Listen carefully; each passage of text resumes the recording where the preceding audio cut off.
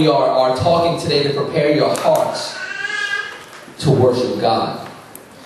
I want you to prepare your hearts today to enter into a new presence of God. I want you to prepare your hearts today to get to a new level of God. I want you to prepare your hearts today to see everything that God has for you. Are you ready to be everything that God wants you to be? Are you ready to handle the blessings that God has for your life? Yes. We all pray for them, we all desire them, we all want them, but are you ready to take a peek behind the veil? Amen. Are you ready to go beyond the veil? The purpose of the veil was to keep people out of the Holy of Holies. It told sinful man that he could not approach God except by his prescribed means. It stood in the way to God's presence. It was a closed door. The only person who could enter the Holy of Holies and remain alive was the high priest with the blood of the substitute sacrifice. And then only on the Day of Atonement, but he could never enter in without the blood. Even the high priest couldn't get through the veil without the blood. Deserve to enter into the most holy place. You're not good enough to get into there. Nobody is. Nobody's perfect. Nobody qualifies. But the blood qualifies you to get into a most holy place where Christ lives and resides.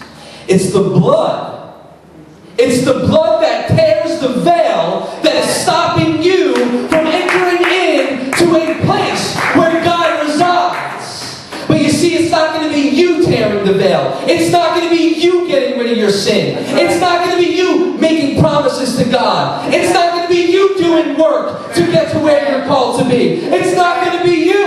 It's going to be God. Which is why He needs your trust. Which is why He needs your life. Which is why He needs your sacrifice of, Lord, take me. You can't get there unless you push beyond the veil.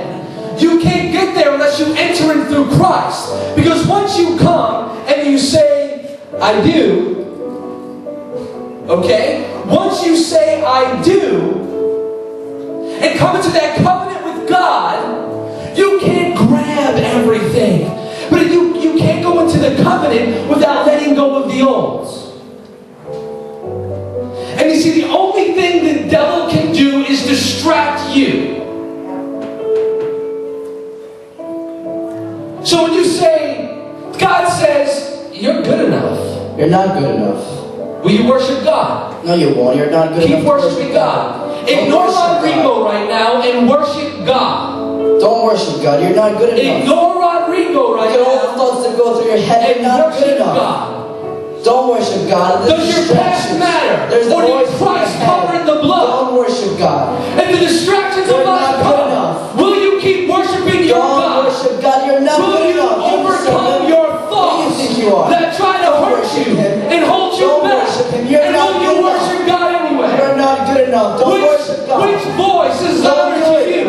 Don't do Which it. Don't voice push. is louder to Don't you? push. You're not good enough. Will you let your Don't past push. You're not good dictate your enough. future? I said you're Or will not you good let who enough. God Don't says worship you God. are dictate I your said don't future? worship God. You're not Will good you enough. make the stance Don't right worship now God. to shout a victory for You're Christ? not good enough. Or will you You're bow not good down enough. to the You're defeat not of the good enemy? enough to worship God. Will